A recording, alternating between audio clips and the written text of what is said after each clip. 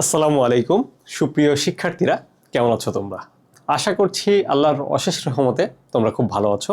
আমিও আলহামদুলিল্লাহ ভালো আছি। তো তোমাদের এইচএসসি পরীক্ষা শেষ, এখন তোমাদের জীবনে নতুন একটা স্টেপ এসেছে, সেটা হচ্ছে বিশ্ববিদ্যালয় ভর্তি যুদ্ধ।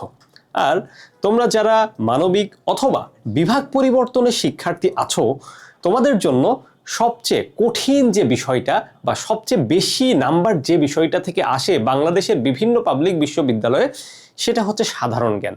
আর এই সাধারণ জ্ঞানের যদি তুমি সিলেবাসটা না বুঝো, যদি আসলে কি কি পড়তে হবে সেটা না বুঝো, তাহলে সাধারণ জ্ঞানের জার্নিটা হয়ে যাবে বিশাল উত্তাল সমুদ্রে সাঁতার কাটার মতো। তাই সাধারণ জ্ঞানে আমাদের বুঝতে হবে যে আমরা কি পড়ব এবং কি বাদ দিব বা কি ছেড়ে দিব, এটাই মেনলি আমাদের সাধারণ জ্ঞানে বোঝার ব্যাপার। আর সাধারণ জ্ঞানকে যদি আরেকটা জিনিসের সাথে তুলনা দিতে চাই, সেটা হচ্ছে টেস্ট ক্রিকেট। তোমরা যারা ছেলেরা আছো তারা টেস্ট ক্রিকেট দেখেছো আমি আশা করি। তো টেস্ট ক্রিকেটে দেখবা ব্যাটসম্যান সারাদিন ব্যাটিং করতে পারে শুধুমাত্র আউট না হলে। সো একটা টেস্ট ক্রিকেটে একটা দিনে 90 ওভার থাকে। এখন ব্যাটসম্যান কি সবগুলো বল খেলে? সবগুলো বল আসলে খেলে না, সবগুলো বল খেলার প্রয়োজন নাই। সাধারণ জ্ঞানেও ব্যাপারটা হচ্ছে এমনই, সবগুলো টপিক পড়ার প্রয়োজন নাই, বেছে বেছে টপিক পড়তে হবে। এখন আমরা সেই টপিকগুলো কিভাবে বাছবো? সেই টপিকগুলো বাছবো হচ্ছে আমরা বিগত বছরের কোশ্চেন সলভ করে। তাই আমরা আজকের থেকে একটা জার্নি শুরু করতে যাচ্ছি, সেটা হচ্ছে যেই বছর থেকে ঢাকা বিশ্ববিদ্যালয়ে রিটেন চালু হয়েছে, সেই বছর থেকে ঢাকা বিশ্ববিদ্যালয়ে সাধারণ জ্ঞানের প্রশ্নের নাম্বার থাকে 30, আর বাকি ইংরেজিতে 15, বাংলায় 15, এই থাকে 30। ওইদিকে দুইটা মিলে 30 আর এদিকে একটাই 30। তার মানে বোঝা যাচ্ছে এটার গুরুত্বটা কতটুকু। তাই আমরা বিগত বছরের কোশ্চেন সলভ করে আইডেন্টিফাই করব যে আমরা সাধারণ জ্ঞান কোন টপিকগুলো পড়বো আর কোনগুলো বাদ দিয়ে দিব। সো আমরা শুরু করছি তোমাদের আগের বছরে, মানে ইমিডিয়েট আগের বছরে 2024-25 সেশনে সাধারণ জ্ঞানের যে প্রশ্নটা এসেছিল সেই প্রশ্ন দিয়ে। সো চলো শুরু করা যাক। এখন দেখো, প্রথম প্রশ্নটা ছিল বিখ্যাত ট্রয় নগরী কোন দেশে অবস্থিত। আমরা মূলত প্রশ্নগুলো তো সলভ করবই, সাথে যে জিনিসটা আইডেন্টিফাই করব এইটা টপিক, কোন টপিক থেকে এটা আসছিল। তো বিখ্যাত ট্রয় নগরী, এটা নিয়ে মুভিও আছে, ট্রয় নিয়ে মুভি আছে। সো এখন এটা নতুন করে কিছু বলতে হবে না। আর ট্রয় নগরী আসলে যেই জিনিসটা কনফিউশন থাকে, সেটা গ্রিস হবে নাকি তুরস্ক হবে। এখন বা লাস্ট কয়েক বছরে যদি কখনো প্রশ্ন আসে ট্রয় নগরী নিয়ে, তাহলে অবশ্যই এটাকে তুরস্ক দাগাতে হবে, ঠিক আছে। আর এই প্রশ্নটা আসলে কোথা থেকে আসছিল বা কোন টপিক থেকে আসছে, সেটা বিশ্বের ভৌগোলিক বিশ্বের অবস্থান, ঠিক আছে, ভৌগোলিক বিশ্বের অবস্থান, ঠিক আছে। এই টপিকটা থেকে মাঝে মধ্যেই আমরা প্রশ্ন দেখতে পাই। ঢাকা বিশ্ববিদ্যালয়ে 1 বছর বাদে আরেক বছর বা পরপর 2 বছর 3 বছর এরকম আমরা কোশ্চেন দেখতে পাই। আমরা দ্বিতীয় কোশ্চেনে চলে যাই। এখন দ্বিতীয় কোশ্চেন হচ্ছে মেসোপটেমিয়া সভ্যতার সাথে সম্পর্কিত দেশ। আচ্ছা, এই প্রশ্নটা আসছে হচ্ছে প্রাচীন সভ্যতা থেকে। তোমরা জানো পৃথিবী যখন তার যাত্রা শুরু করে পৃথিবীর মানুষদেরকে নিয়ে, তখন মানুষ এইরকম সংঘবদ্ধভাবে, আজকে যেভাবে সংঘবদ্ধভাবে সমাজ করে বসবাস করে, পরিবার করে বসবাস করে, তখন কিন্তু এরকম কি ছিল না, এরকম সুযোগ সুবিধা ছিল না, বা এই জিনিসটা মানুষের মাথায় আসেনি। তো প্রথম যখন মানুষের মাথায় আসলো, সেই জিনিসটাকে বলা হচ্ছে সভ্যতা। তো এইখানে প্রাচীন বেশ কিছু সভ্যতা আছে, যে জিনিসগুলো আমাদেরকে পড়তে হবে। কি কি সভ্যতা? এটা হচ্ছে মিশরীয় সভ্যতা আমাদেরকে পড়তে হবে। তারপরে হচ্ছে ইরাক এবং ইরানের মাঝখানে একটা সভ্যতা ছিল, সেটা হচ্ছে কি মেসোপটেমিয়া সভ্যতা। ওই মেসোপটেমিয়া সভ্যতাটা পড়তে হবে। তারপরে চাইনিজ সভ্যতাটা পড়তে হবে, গ্রিক সভ্যতাটা পড়তে হবে। তো এই কিছু কিছু সভ্যতা আছে, সেইগুলো পড়তে হবে। সভ্যতা থেকে কিন্তু কোশ্চেন আসে, একটা কোশ্চেন দেখতেছি, এরপরে আরেকটা কোশ্চেনও কিন্তু আমরা সভ্যতা থেকে পাবো এই বছরই, একই বছর। সো মেসোপটেমিয়া সভ্যতা যেই দেশের সাথে সম্পর্কিত, সেটা হচ্ছে ইরাকের সাথে। কারণ এই সভ্যতাটা ছিল ইরাক এবং ইরানের মাঝখানে একটা নদী ছিল, দুইটা নদী ছিল মূলত। একটা নদীর নাম হচ্ছে টাইগ্রিস, আর একটার নাম হচ্ছে ইউফ্রেটিস। এই দুইটা নদীর অববাহিকায় এই মেসোপটেমিয়া সভ্যতাটা গড়ে উঠেছিল। সো এই জন্য এই সভ্যতাটা কি গুরুত্বপূর্ণ, আর এটাই বিশ্বের প্রথম সভ্যতা, মনে থাকবে। মেসোপটেমিয়া সভ্যতাই হচ্ছে বিশ্বের প্রথম সভ্যতা।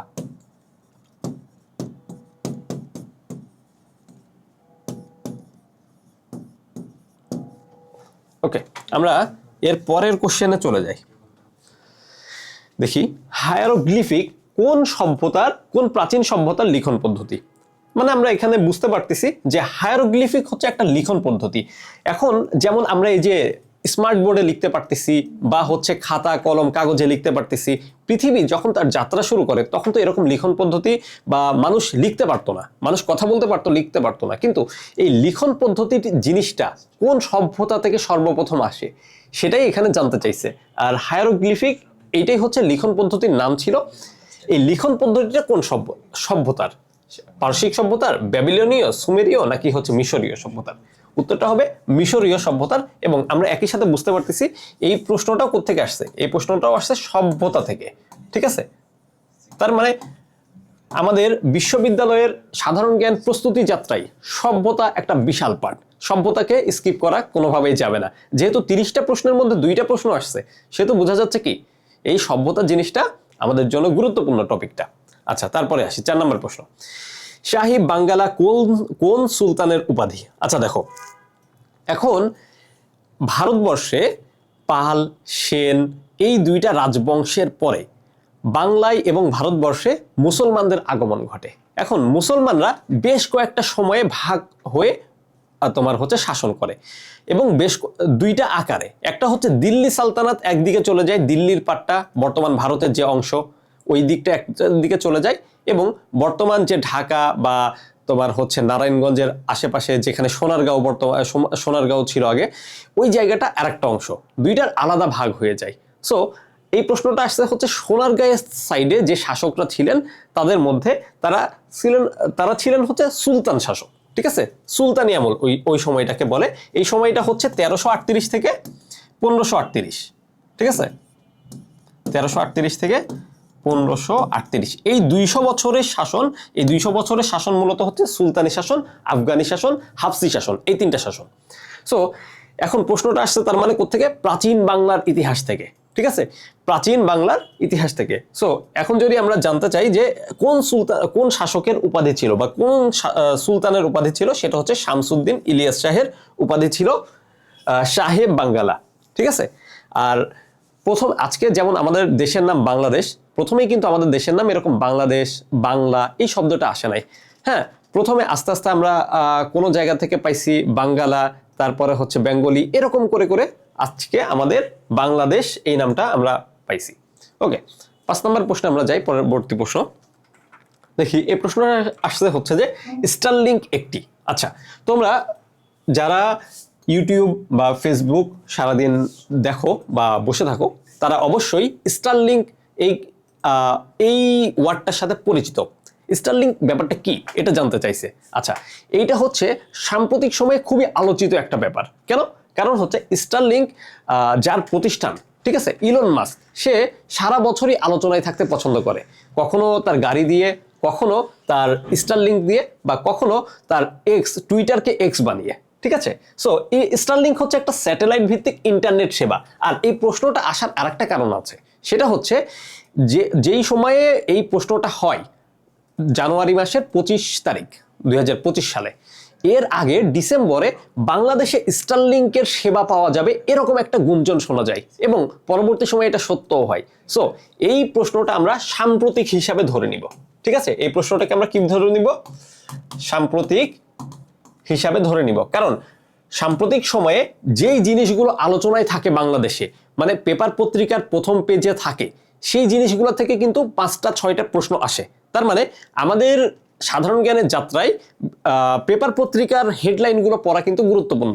আর স্টারলিংক হচ্ছে একটা স্যাটেলাইট ভিত্তিক ইন্টারনেট সেবা। ঠিক আছে, ওকে, তারপরে চলে যাই 6 নাম্বার। সামাজিক বিবর্তনবাদের তত্ত্বের প্রবক্তা কে?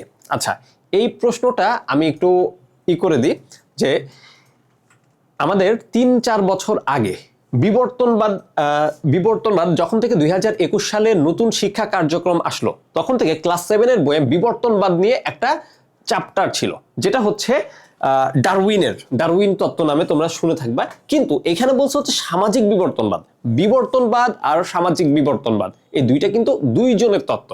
ঠিক আছে, সো এই কোশ্চেনটা ছিল একটু ট্রিকি কোশ্চেন। যারা প্রশ্নটা মনোযোগ দিয়ে পড়েছে তারাই আসলে ধরতে পেরেছে সামাজিক বিবর্তনবাদের জনক হচ্ছে হার্বার্ট স্পেন্সার, বাট এইখানে তোমার চার্লস ডারউইন হচ্ছে শুধুমাত্র বিবর্তনবাদের জনক। তিনি আলোচনায় ছিলেন, কিন্তু হার্বার্ট স্পেন্সার কখনো আলোচনায় ছিলেন না। আর এই প্রশ্নটা নেওয়া হয়েছে আমাদের ইন্টারমিডিয়েটের সমাজবিজ্ঞান বই থেকে। ঠিক আছে, ইন্টারমিডিয়েটের বই থেকে কিন্তু বেশ কয়েকটা প্রশ্ন আসে, আমরা সামনে আরো দেখতে পাবো। অর্থনীতি থেকে একটা দুইটা প্রশ্ন, পৌরনীতি থেকে একটা দুইটা প্রশ্ন, ভূগোল থেকে একটা প্রশ্ন, এরকম সমাজবিজ্ঞান থেকে একটা প্রশ্ন। তার মানে এই প্রশ্নটাকে আমরা ধরে নিচ্ছি কিসে, এই প্রশ্নটাকে আমরা ধরে নিচ্ছি সমাজ বিজ্ঞানে। ঠিক আছে,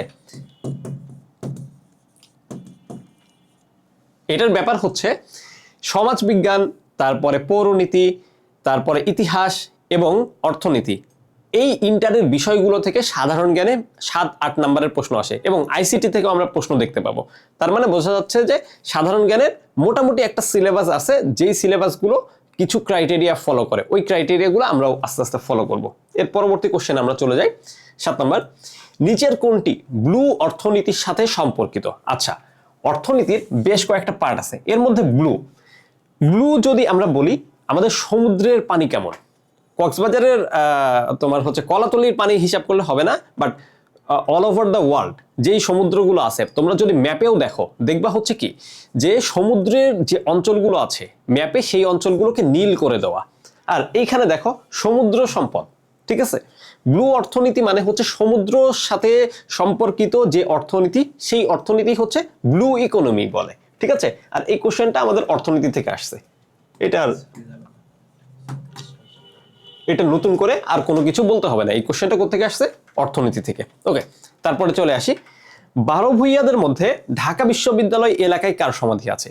এই প্রশ্নটাকে আমরা দুইটা ক্যাটাগরিতে ফেলাতে পারবো যদি চাই। একটা হচ্ছে যে 12 ভূঁইয়াদের ইতিহাস, মানে প্রাচীন বাংলার ইতিহাস, এবং আরেকটা হচ্ছে ঢাকা বিশ্ববিদ্যালয়। তোমরা বিগত 6 বছরের কোশ্চেন তো আমি সলভ করে দিব, প্রত্যেক বছর দেখবা একটা করে কোশ্চেন ঢাকা বিশ্ববিদ্যালয় থেকে আসছেই, মাঝখানে একটা বছর বাদ গেছে, কিন্তু প্রত্যেক বছর ঢাকা বিশ্ববিদ্যালয় থেকে একটা বা দুইটা করে কোশ্চেন আসছে। সো এই প্রশ্নটাকে দুইটা ক্যাটাগরিতে ফেলা যায়। তারপরেও আমি আসি যে 12 ভূঁইয়াদের মধ্যে ঢাকা বিশ্ববিদ্যালয় এলাকায় কার সমাধি আছে? ঠিক আছে, ঢাকা বিশ্ববিদ্যালয় এলাকায় আমরা জানি জাতীয় 3 নেতার মাজার আছে, তারপরে কাজী নজরুল ইসলামের কবর আছে, ডক্টর মোহাম্মদ শহীদুল্লাহর কবর আছে। হ্যাঁ, এই নামগুলো যে বলতেছি তোমরা কিন্তু নোট করে রাখবা। ঠিক আছে, জাতীয় 3 নেতা, কাজী নজরুল ইসলাম, ডক্টর মোহাম্মদ শহীদুল্লাহ, এবং একই সাথে কার্জন হল নাম তো শুনেছ তোমরা আশা করি। সেই কার্জন হলে একজন 12 ভূঁইয়ার কবর আছে, উনি হচ্ছে মুসা খাঁ। ঠিক আছে, কার্জন হলে উনার কবর। তোমরা যারা ইনশাল্লাহ চান্স পাবা তারা কার্জন হলে গিয়ে দেখতে পারবা। ওকে, পরবর্তী প্রশ্নে আমরা চলে যাই। ফ্যাসিবাদের জনক বলা হয় কাকে? দেখো, 2024 সালে বাংলাদেশে একটা ওয়ার্ড যদি সবচেয়ে বেশি জনপ্রিয় হয়ে থাকে বা সবচেয়ে বেশি প্রচলিত হয়ে থাকে, সেই শব্দটাই হচ্ছে ফ্যাসিস্ট বা ফ্যাসিবাদ। হ্যাঁ, তো স্বাভাবিকভাবেই এইটার রুট থেকে কোশ্চেন আসার একটা বড় সম্ভাবনা ছিল এবং মোটামুটি এক্সপেক্টেড ছিল এই কোশ্চেনটা আসবে যে ফ্যাসিবাদের জনককে। দেখো, ফ্যাসিবাদের জনক হচ্ছে বেনিতো মুসোলিনি, দ্বিতীয় বিশ্বযুদ্ধের একজন বড় খলনায়ক বলা চলে তাকে। উনি হচ্ছে ইটালির স্বৈরশাসক ছিলেন। ঠিক আছে, ইটালির। এখন তুমি এই কোশ্চেনটাকে ইতিহাসের পাতায় ফেলাতে পারবে না, কারণ এই কোশ্চেনটা বা এই শব্দটা 2024 সালে সবচেয়ে বেশি আলোচিত ছিল। এটাকে তাই আমরা ধরতেছি সাম্প্রতিকের মধ্যে। ঠিক আছে, ওকে। তারপরে আমরা 10 নম্বরে চলে যাই। জাতিসংঘ বিশ্ববিদ্যালয় কোথায় অবস্থিত? দেখো, এই প্রশ্নটা জাতিসংঘ থেকে প্রত্যেক বছর 2-3টা করে কোশ্চেন থাকবে। জাতিসংঘ, তারপরে হচ্ছে জাতিসংঘের অন্যান্য যে অঙ্গ সংস্থাগুলো আছে, এই কোশ্চেনগুলো বা এই টপিকগুলো কখনোই মিস করা যাবে না। সো জাতিসংঘ 2টা বিশ্ববিদ্যালয় আছে, একটা হচ্ছে শুধু জাতিসংঘ বিশ্ববিদ্যালয় যেটা জাপানের টোকিওতে, আরেকটা আছে জাতিসংঘ শান্তি বিশ্ববিদ্যালয় যেটা হচ্ছে কোস্টারিকাতে। ঠিক আছে, কোস্টারিকার এখানে নামটা নাই, ওইটা হচ্ছে জাতিসংঘ শান্তি বিশ্ববিদ্যালয়, ওইটা কোস্টারিকাতে। কোস্টারিকা হচ্ছে দক্ষিণ আমেরিকার একটা দেশ। আর শুধু জাতিসংঘ বিশ্ববিদ্যালয় যদি বলে তাহলে জাপানের টোকিওতে, জাপান হচ্ছে আমাদের এশিয়ার দেশ, দুইটার মধ্যে একটু পার্থক্য আছে। ওকে, সো এইটা হচ্ছে আমরা জাতিসংঘ টপিক ধরে নিতে পারি। আর জাতিসংঘ টপিকটা সাধারণ জ্ঞানের জন্য মোস্ট ইম্পর্টেন্ট একটা টপিক। ওকে, আমরা 11 নম্বর কোশ্চেনে চলে যাই। তার পরবর্তী কোশ্চেন দেখো, রুশ ইউক্রেন যুদ্ধে রাশিয়াকে সমর্থন করেনি কোন দেশ? তোমরা জানো যে 2022 সালের 14 ফেব্রুয়ারি থেকে, মানে বিশ্ব ভালোবাসা দিবস থেকে, ঠিক আছে, 14 ফেব্রুয়ারি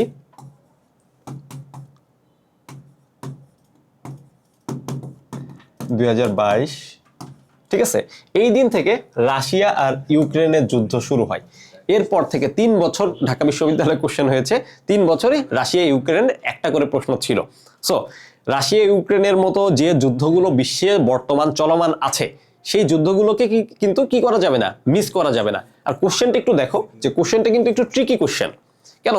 এইটা তোমাকে বুঝতে হলে ইন্টারন্যাশনাল পলিটিক্সটা একটু ধারণা থাকতে হবে। দেখো, এখন বিশ্ব কিন্তু তার সুপার পাওয়ার নিয়ে 2 ভাগে ভাগ হয়ে গেছে অলরেডি, ঠিক আছে। একটা হচ্ছে ইউএস অ্যালায়েন্স আর একটা হচ্ছে রাশিয়া বা চীন অ্যালায়েন্স। ওকে, সো এই রাশিয়াকে সমর্থন করেনি কোন দেশ, এটা জানতে চাইছে। সো দেখো, রাশিয়ার বন্ধু হচ্ছে এখানে চায়না, উত্তর কোরিয়া, বেলারুশ হচ্ছে তার পাশের দেশ, ঠিক আছে, সীমান্তবর্তী দেশ, একটা খুব ছোট একটা দেশ। যেমন বাংলাদেশ হচ্ছে ভারতের সীমান্তবর্তী খুব ছোট একটা দেশ ভারতের তুলনায়, বেলারুশও হচ্ছে রাশিয়ার তুলনায় খুবই ছোট একটা দেশ এবং রাশিয়ার সীমান্তবর্তী। সো এই 3টা দেশ খুব স্বাভাবিকভাবে কি করবে, তাদেরকে রাশিয়াকে সমর্থন জানাবে। কিন্তু হাঙ্গেরি হচ্ছে ইউরোপের একটু ভিতরের দিক, দক্ষিণ হাঙ্গেরি পূর্ব ইউরোপেরই দেশ, বাট একটু রাশিয়ার থেকে ডিস্টেন্স মেনে চলে। এই 3টা হচ্ছে রাশিয়ার বন্ধু দেশ।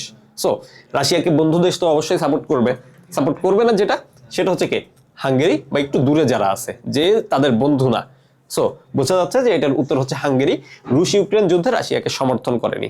আর এই প্রশ্নটা আমরা দেখতেছি কিসের থেকে, এটাও আমরা সাম্প্রতিক যুদ্ধের মধ্যে রাখি, ঠিক আছে। সাম্প্রতিক যুদ্ধ, ঠিক আছে। সাম্প্রতিক যতগুলো যুদ্ধ চলতেছে বিশ্বে, সবগুলো যুদ্ধই কিন্তু আলোচিত। ফিলিস্তিন ইসরায়েল বলতে পারো, তারপরে হচ্ছে ইরান ইসরায়েল বলতে পারো, রাশিয়া ইউক্রেন বলতে পারো। বিশ্বের যতগুলো সাম্প্রতিক যুদ্ধ আছে সবগুলো থেকে প্রশ্ন আসার সম্ভাবনা থাকে। ওকে, তারপরের কোশ্চেনে চলে যাই। যুক্তরাষ্ট্রের গ্র্যান্ড ওল্ড পার্টি নামে পরিচিত কোন দল? আচ্ছা, তোমরা এই বছর মানে 2024-25 সেশনে দেখছো যে মার্কিন যুক্তরাষ্ট্রের নির্বাচন, আর যেই বছর মার্কিন যুক্তরাষ্ট্রের নির্বাচন হয় সেই বছর ঢাকা বিশ্ববিদ্যালয়ে অন্তত আমি 100% গ্যারান্টি দিয়ে বলতে পারি যে ঢাকা বিশ্ববিদ্যালয়ে মার্কিন যুক্তরাষ্ট্রের নির্বাচন থেকে একটা প্রশ্ন অবশ্যই আসবে, কারণ এই নির্বাচনটা পুরো বিশ্বকেই প্রভাবিত করে।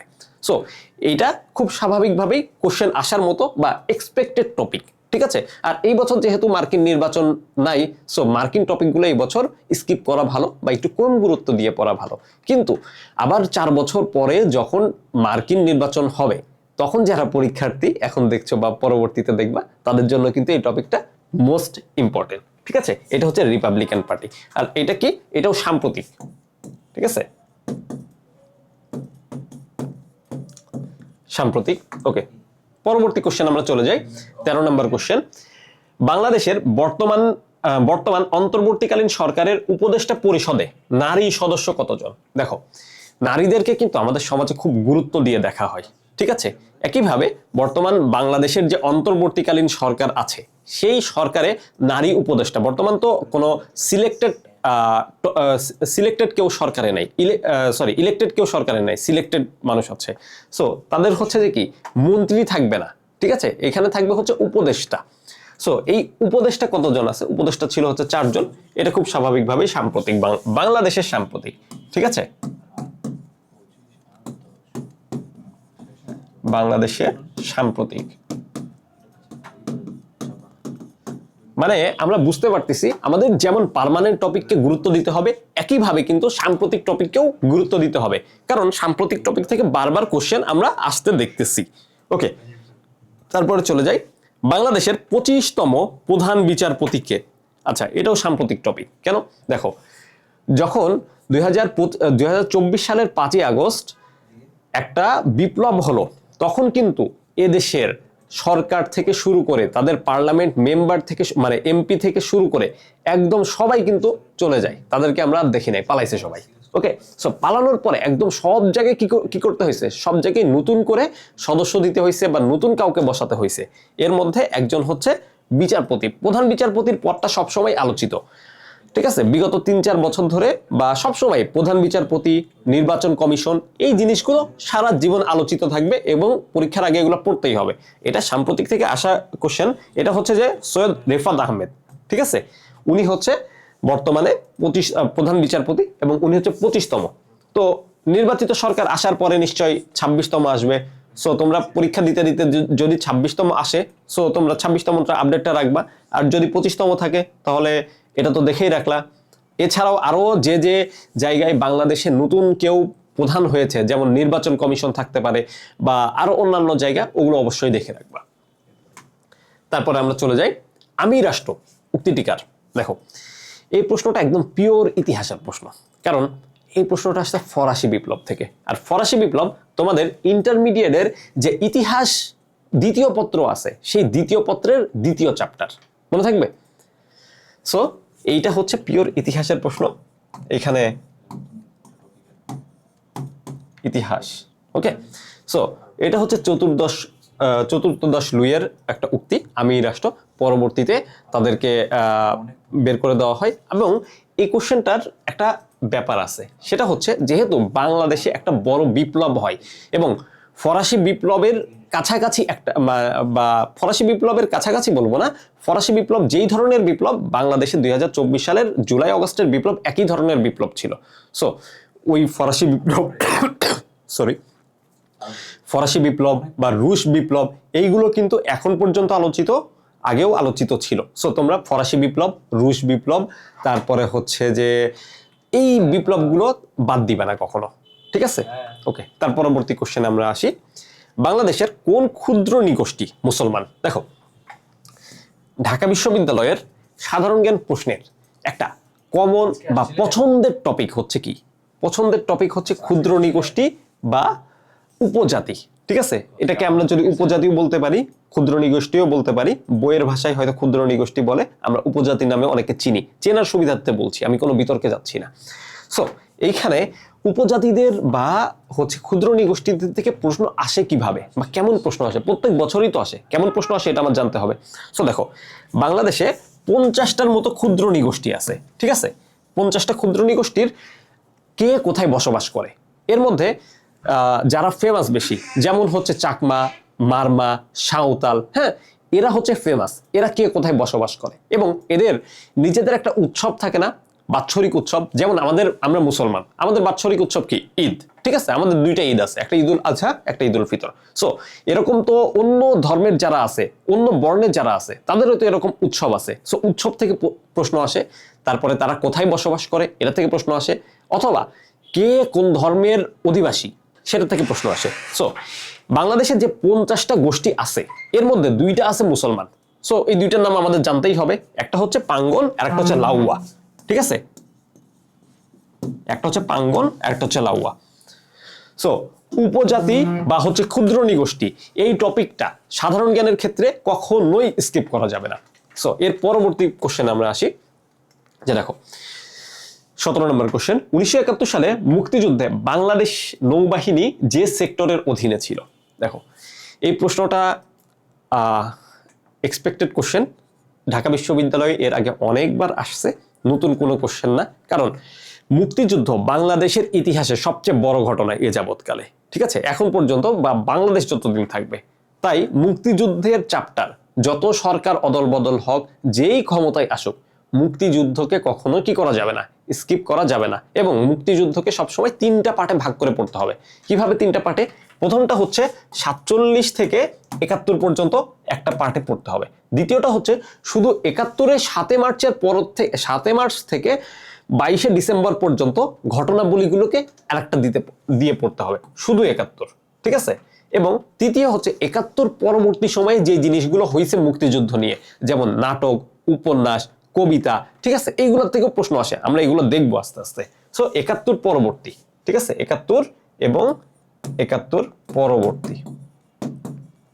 পরবর্তী থেকে এমন কোশ্চেনও আসে যে কোন দেশ বাংলাদেশকে সবার আগে স্বীকৃতি দিছে, বা এমন আসে যে কোন মুসলিম দেশ বাংলাদেশকে আগে স্বীকৃতি দিছে। সো এইরকম প্রশ্ন কিন্তু আসতেই থাকবে এবং মুক্তিযুদ্ধকে কখনো স্কিপ করা যাবে না। মুক্তিযুদ্ধের একটা বড় টপিক হচ্ছে সেক্টর, কারণ মুক্তিযুদ্ধের সময় পুরা বাংলাদেশকে একসাথে নিয়ে যুদ্ধ করার মতো কোনো অবস্থা ছিল না। এখন মুক্তিযুদ্ধের সময় বাংলাদেশকে মোট 11টা সেক্টরে ভাগ করা হয়। সেই 11টা সেক্টর, প্রত্যেকটা সেক্টর আলাদাভাবে দেখতে হবে। এর মধ্যে একটা সেক্টর ছিল যে সেক্টরে কোনো সেক্টর কমান্ডার ছিল না, বাকি প্রত্যেকটা সেক্টরে কিন্তু সেক্টর কমান্ডার ছিল। একটা সেক্টরই ছিল যে সেক্টরে সেক্টর কমান্ডার ছিল না, সেটাই হচ্ছে 10 নম্বর সেক্টর, ঠিক আছে, এই সেক্টরটা ছিল নৌ সেক্টর, এদের স্থলে কোনো কাজ ছিল না, কাজ ছিল সব জলে বা পানিতে, ঠিক আছে। আর এই সেক্টরে কাজ করছে শুধু বাংলাদেশ নৌবাহিনী। বাংলাদেশ নৌবাহিনী বলতে তখন পূর্ব পাকিস্তান নৌবাহিনী যেটা ছিল সেটা। ওকে, এটা হচ্ছে মুক্তিযুদ্ধ থেকে, ঠিক আছে। প্রশ্নটা কোত্থেকে? মুক্তিযুদ্ধ। ওকে, 18 নম্বরে আসি। 2023 সালে ধ্বংসপ্রাপ্ত টাইটান ছিল একটি ডুবোযান। এটা সাম্প্রতিক কোশ্চেন।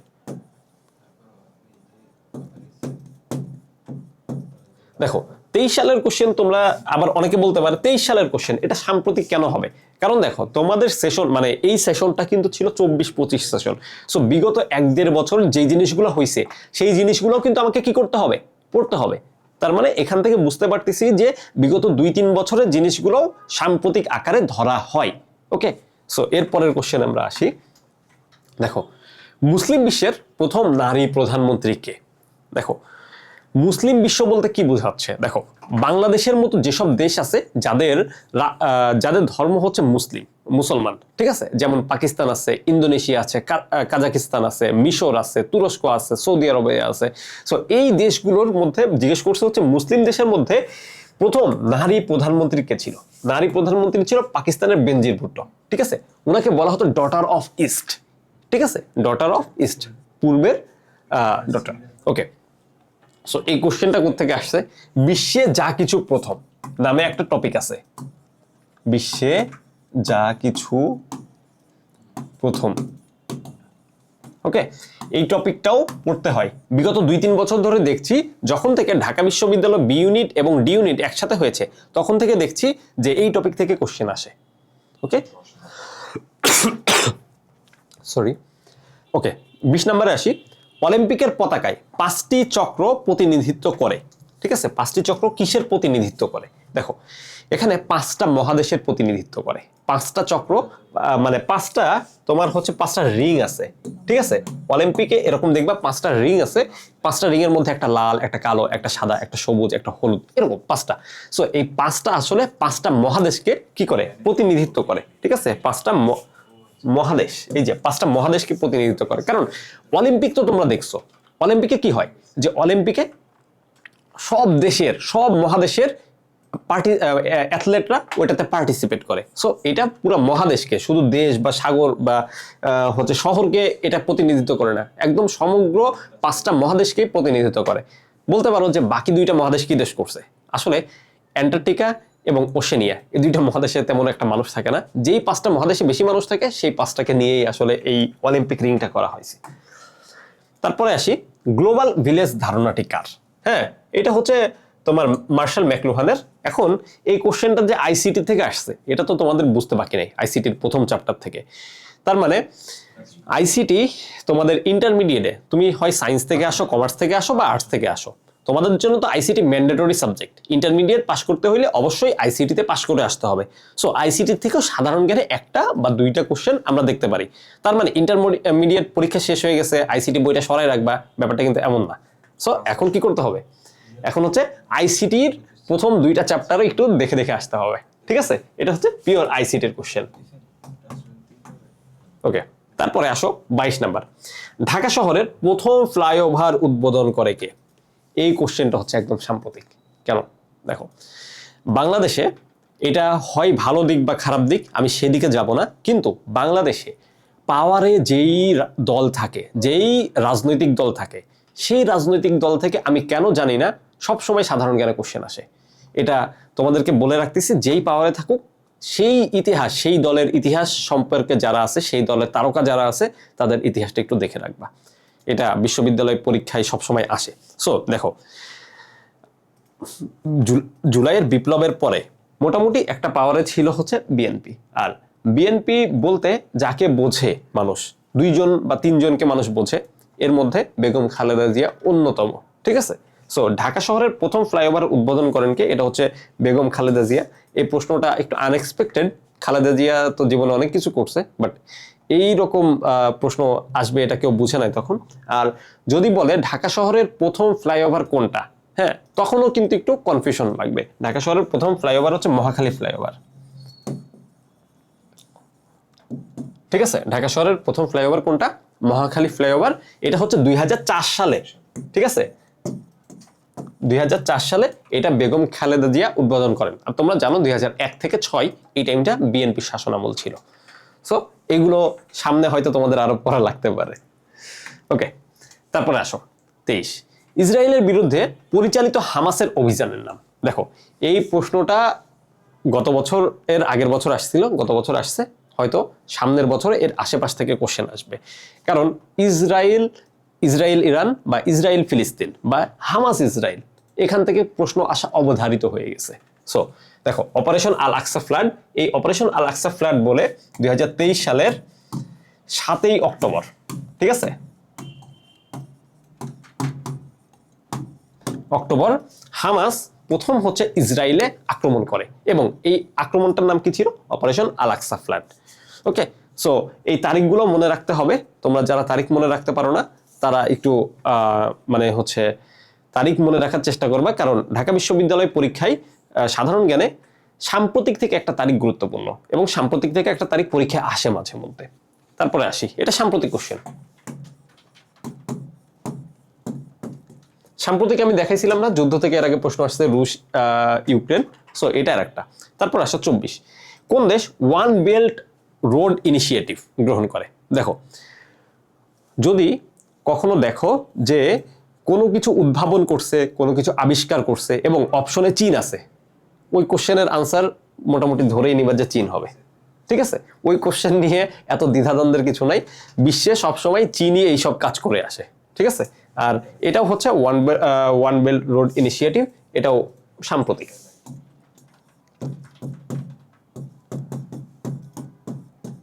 ঠিক আছে, ওকে, তারপর আসো 25, কোন দেশ যোগদানের পর, এটা হবে হচ্ছে ব্রিক।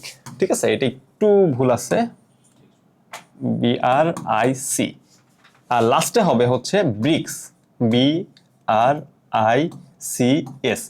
এই যে এস, ঠিক আছে, এই যে এসটা যুক্ত হইলো, প্রশ্ন আসলে এটাই জানতে চাইছে কোন দেশ যোগদানের পর ব্রিক থেকে ব্রিক্স হয়। দেখো এখানে যারা আছে, সৌদি আরব ব্রিক্সের পার্মানেন্ট সদস্য না, সৌদি আরব কাটা। তারপরে সিঙ্গাপুর ব্রিক্সের সদস্য না, সুইডেন না, আর বাকি থাকে হচ্ছে সাউথ আফ্রিকা, যে হচ্ছে পার্মানেন্ট সদস্য। ব্রিক্সের পার্মানেন্ট সদস্য হচ্ছে 5টা, বিতে ব্রাজিল, আরতে হচ্ছে রাশিয়া, আইতে ইন্ডিয়া, সিতে চায়না, আর S for South Africa. So এরাই হচ্ছে ব্রিক্সের পার্মানেন্ট সদস্য এবং এই এস ফর সাউথ আফ্রিকা হবে। ঠিক আছে, আর 2024 সালে ব্রিক্স একটা আলোচিত সংগঠন ছিল বা আলোচিত সংস্থা ছিল, এখনো আলোচিত, এবং এই সংস্থা সবসময় গুরুত্বপূর্ণ। ব্রিক্স, তারপরে হচ্ছে UNHCR, তারপরে হচ্ছে যে জাতিসংঘ, এই সংস্থাগুলো সবসময় গুরুত্বপূর্ণ। এটা সংস্থা থেকে প্রশ্ন আসছে। ওকে, 26, সিরিয়ার প্রেসিডেন্ট বাশার আল আসাদের ক্ষমতাচ্যুতিতে নেতৃত্ব দানকারী বিদ্রোহী সংগঠনের নাম। দেখো বাংলাদেশে যেমন বিপ্লব হয়েছে, একই সাথে বেশ কয়েকটা দেশেও কিন্তু বিপ্লব হয়েছে। নামগুলো বলতে পারবা কি কি দেশে বিপ্লব হয়েছে 2023-24 মধ্যে? কি কি দেশে বিপ্লব হয়েছে? দেখো একটা হচ্ছে শ্রীলঙ্কা, যেই শ্রীলঙ্কার বিপ্লব দেখে আমাদের বিপ্লবটা হয়, দুইটা, শ্রীলঙ্কা, বাংলাদেশ। তৃতীয় হচ্ছে সিরিয়া, এই বাশার আল আসাদ একটা বিশাল সময় ক্ষমতায় থাকার পরে এই 2024 সালে বা 25 সালের সময়ে এসে তার পতন হয়। আর লাস্টে হচ্ছে সাউথ কোরিয়া। ঠিক আছে, সো এই 4টা দেশের মোটামুটি ক্ষমতার একটা বিশাল সময়ের পরে ক্ষমতার একটা রদবদল হয়। সো এই জন্য এগুলো গুরুত্বপূর্ণ ছিল। সো এইটা হচ্ছে বাশার আল আসাদকে যেই যারা ক্ষমতাচ্যুত করে সেটা হচ্ছে হায়াত তাহরির আল শাম। ঠিক আছে, কোশ্চেন কিন্তু একটু করা আছে, কোশ্চেন কিন্তু একটু ডিফিকাল্ট আছে, কারণ এই অপশনটা, লাস্ট অপশনটা হচ্ছে যে তাহরির হায়াত আল শামস, আর প্রথম অপশনটা হচ্ছে হায়াত তাহরির আল শামস। সো যারা এই সংগঠনগুলোর নামগুলো একটু ভালো করে খেয়াল করে না, তাদের জন্য সমস্যা হয়ে যায়। এই জন্য এই প্রশ্নগুলো যখন পড়বা তখন যেই কাজটা করতে হবে, তখন লিখে লিখে পড়তে হবে। লিখে লিখে পড়লে ভুল হওয়ার সম্ভাবনা থাকে কম, আর যদি তুমি শুধু মুখস্থ করে যাও তাহলে ভুল হওয়ার সম্ভাবনা থাকে বেশি। সো এই প্রশ্নটাও হচ্ছে সাম্প্রতিক কোশ্চেন, সাম্প্রতিক। ঠিক আছে, ওকে, তারপরে 27, বাংলাদেশের সংবিধানে কোন সংশোধনীর মাধ্যমে তত্ত্বাবধায়ক সরকার ব্যবস্থা বাতিল করা হয়? আচ্ছা, এটাও আমি বলতে পারি সাম্প্রতিক কোশ্চেন। কেন বলতে পারি? দেখো, কারণ বিগত সরকার 16 বছর বা 17 বছর যেই লম্বা সময়টা ক্ষমতায় থেকেছে, এই ক্ষমতায় থাকার পিছনে ওরা সবচেয়ে বড় অস্ত্র হিসাবে যেই জিনিসটাকে ব্যবহার করেছে সেটা হচ্ছে সংবিধান সংশোধন। আর ঢাকা বিশ্ববিদ্যালয়ের বি ইউনিটে সংবিধান থেকে কোশ্চেন অবশ্যই আসে, হয় একটা বা দুইটা, কিন্তু কোশ্চেন আসবেই, একটা হইলেও আসবে। সো সংবিধানের সংশোধনী, আমাদের সংবিধান এখন পর্যন্ত 17 বার সংশোধনী হয়েছে, ঠিক আছে। এই সংশোধনীগুলোর মধ্যে কিছু গুরুত্বপূর্ণ পার্ট আছে যেই জিনিসগুলো আমাদেরকে দেখতে হবে, ঠিক আছে। আর এই সরকার মানে বিগত সরকার ক্ষমতায় আসার আগে সংবিধান সংশোধন হয়েছিল 14 বার। আর এই সরকার এসে প্রথম যে সংশোধনীটা করে সেই সংশোধনীটাই হচ্ছে কি তত্ত্বাবধায়ক সরকারকে তুলে দেওয়া, এবং তত্ত্বাবধায়ক সরকারকে তুলে দেওয়ার মাধ্যমেই তারা এই টানা পরপর 3 বার হ্যাট্রিক করে ক্ষমতায় থাকে। সো এটা হচ্ছে পঞ্চদশ সংশোধনী, ঠিক আছে। এর আগে 2004 সালে শেষবারের মতো চতুর্থদশ সংশোধনী হয়েছিল। ওকে, তারপরে আসো, এটা সংবিধান বলতে পারি, এটা সাম্প্রতিকও বলতে পারি, ঠিক আছে। সংবিধান প্লাস সাম্প্রতিক। ওকে, 28 নিচের কোনটি 3-0 তত্ত্বের অন্তর্ভুক্ত নয়? দেখো, আমাদের মাননীয় প্রধান উপদেষ্টা যাকে নিয়ে প্রচুর আলোচনা ছিল, হয় তার 3-0 তত্ত্ব থেকে প্রশ্ন আসবে, বা তার নোবেল থেকে প্রশ্ন আসবে, অথবা তার জীবনী থেকে একটা প্রশ্ন আসবে, বা প্রশ্ন আসবে, এটা মাস্ট। কারণ ডক্টর ইউনূসের মতো আলোচিত ব্যক্তিত্ব বাংলাদেশে খুব কমই আছে। সো এটা খুব স্বাভাবিক ছিল যেটা তোমার হচ্ছে প্রশ্ন আসবেই। হ্যাঁ, এর মধ্যে তার 2024 সালে যে থিওরি 3-0 থিওরি, এটাই ছিল সবচেয়ে বেশি আলোচিত, এবং এটা হচ্ছে শূন্য ক্ষুধা। এটা ছিল না 3-0-র মধ্যে। 3-0-র মধ্যে ছিল শূন্য দারিদ্র, শূন্য নেট কার্বন নির্গমন এবং শূন্য বেকারত্ব, এই তিনটা ছিল, এবং ছিল না হচ্ছে শূন্য ক্ষুধা, ঠিক আছে। শূন্য বেকারত্ব যখন হয়ে যাবে তখন তো ক্ষুধার চাহিদাটা মিটে যাবে, এই জন্য শূন্য ক্ষুধাটা ছিল না, বাকি তিনটা ছিল। ওকে, 29 নম্বরে আসি। সম্প্রতি কোন দেশের প্রেসিডেন্ট সংসদে অভিসংহিত হয়েছে? দেখো, অভিসংহিত ব্যাপারটা হচ্ছে পার্লামেন্ট ভোটের মাধ্যমে হয়। এর আগে আমরা 2022 সালে দেখেছি হচ্ছে পাকিস্তানের ইমরান খানকে এই অভিসংহিত হতে, মানে পার্লামেন্টে ভোটের মাধ্যমে তাকে পরাজিত করা হয়। এবং সম্প্রতি হয়েছিল হচ্ছে দক্ষিণ কোরিয়া, এটা 2025 সালের জানুয়ারিতেই হয়েছিল, ঠিক আছে, জানুয়ারিতেই। আর তোমার এই পরীক্ষাটাও হয়েছে জানুয়ারিতেই। তার মানে যেমন সাম্প্রতিক কোশ্চেন যেমন আমরা 2-3 বছর আগের দেখি, সাম্প্রতিক কোশ্চেন কিন্তু একদম 1 সপ্তাহ 2 সপ্তাহ আগেরও দেখি। তার মানে আমাদের বিগত 3 বছর বা 2 বছরের সময়ের প্রত্যেকটা নিউজগুলো আমাদেরকে কি করতে হবে, দেখতে হবে। এটা সবচেয়ে ভালো হয় যে আমাদের দেশের যে জাতীয় দৈনিকগুলো আছে সেগুলোর হেডলাইনগুলো দেখে রাখলে, কারণ হেডলাইনেই কিন্তু এগুলো থাকে, ঠিক আছে। কোন দেশে সরকারের ক্ষমতাচ্যুতি হয়েছে, কোন দেশে নতুন বিপ্লব হতে যাচ্ছে, এগুলো একদম জাতীয় পত্রিকার হেডলাইনেই থাকে। সো এটা হচ্ছে সাম্প্রতিক কোশ্চেন, সাম্প্রতিক। ওকে, লাস্ট কোশ্চেন দেখো, জুলাই গণ অভ্যুত্থানে শহীদ আবু সাইদকে নিয়ে অঙ্কিত শিল্পকর্মের নাম। দেখো, 2024 সালে আরো একটা আলোচিত ব্যাপার হচ্ছে কি জুলাই গণ অভ্যুত্থান, এবং এই জুলাই গণ অভ্যুত্থানের নায়ক বলা যেতে পারে আবু সাইদকে। সো এই আবু সাইদকে নিয়ে কোশ্চেন হবে না, বা মীর মুগ্ধকে নিয়ে কোশ্চেন হবে না, এইটা ধারণা করেনি এমন মানুষ কমই ছিল। সো আবু সাইদকে নিয়ে ঢাকা বিশ্ববিদ্যালয়ে কোশ্চেন হয়েছে, কিন্তু কোশ্চেনটা হয়েছে কোত্থেকে? অনেকে ধারণা করছে আবু সাইদ কবে শহীদ হয়েছে, বা আবু সাইদকে কোথায় গুলি করে মারা হয়েছে, বা আবু সাইদ কোন বিশ্ববিদ্যালয়ের ছাত্র ছিল, ওই দিকের কোশ্চেন আসে নাই। আসছে হচ্ছে আবু সাইদকে নিয়ে অঙ্কিত, আবু সাইদের যে এই যে করে যে ট্রেডমার্ক যে সাইনটা, ওই সাইনটা যেটা আঁকছে সেটাকে বলা হচ্ছে উন্নতম মশির, ঠিক আছে। এই উন্নতম মশির থেকে কোশ্চেন আসছে, এবং এর মাধ্যমেই হচ্ছে আমাদের সাধারণ জ্ঞানের 2024-25 সেশনের 30টা কোশ্চেনের যে স্লটটা ছিল সেটা শেষ হলো। আমরা এরকম করে 2024-25 থেকে পিছনের দিকে যেতে থাকবো। যেই বছর থেকে ঢাকা বিশ্ববিদ্যালয়ে রিটেন চালু হয়েছে সেই বছর পর্যন্ত আমরা কোশ্চেনটা দেখব। তাহলে আমরা বুঝতে পারবো যে ঢাকা বিশ্ববিদ্যালয়ের সাধারণ জ্ঞানের জন্য আসলে আমাদের কি কি পড়া প্রয়োজন। সো এইটা যদি দেখতে পারি আমরা বুঝবো যে আমরা কি পড়বো, কি বাদ দিব। এবং আমাদের এই 6টা ক্লাসে এটাই মূলত আমরা বুঝবো যে কি পড়বো, কি বাদ দিব। এটা যদি বুঝতে পারো তাহলে তোমার প্রস্তুতিটা অনেক গুছিয়ে যাবে। তখন তোমাকে ওই উত্তাল সমুদ্রে সাঁতার কাটতে হবে না, তখন তুমি জানবা যে তুমি কোন দিকে যাবা, কি করবা, কিভাবে যাবা, ঠিক আছে। সো ব্যাপারটা হচ্ছে কি যে এইখানে তোমাকে জানতে হবে যে কিভাবে তুমি সাধারণ জ্ঞান পড়বা, বা কিভাবে তুমি সাধারণ জ্ঞানের প্রস্তুতিটা নিবা। আজকের মতো এতটুকুই, দেখা হবে 2023-24 সেশনের কোশ্চেন নিয়ে। ততক্ষণ পর্যন্ত আল্লাহ হাফেজ।